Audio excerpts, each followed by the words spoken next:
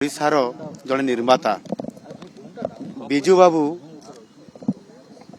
ओडिशा को पुनर्गठन करथिले।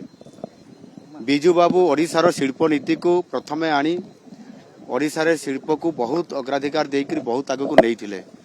निश्चित भाव में बिजू बाबू ओडिशा पई जड़े बरपुत्र हिसाब रे ओडिशार मुख्यमंत्री हिसाब रे तांकर दान अतुलनीय एवं आज तांकर जन्म तिथि रे तांकु श्रद्धांजलि दियागला। तांकु एठी आमे तांको पाखरे पूजा अर्चना करलु।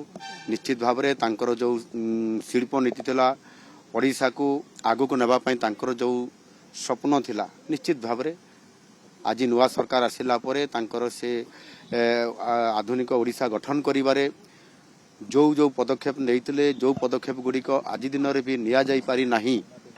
निश्चित भाव में तांकर ओडिशा को आगु को नेबा पई आम सरकार केबे भी द्विधाबोध करिवे नाही एवं ताकू यथोचित सम्मान देवा सहित तांकर कार्यक्रम केमिति भल भाव में पालन करा जिबा पई पड़िबो सेति पई आम सरकार संपूर्ण भाव में सचेतन हेकरी आज तांकर जन्मदिन को आज संपूर्ण भाव में सरकार पालन करूछ।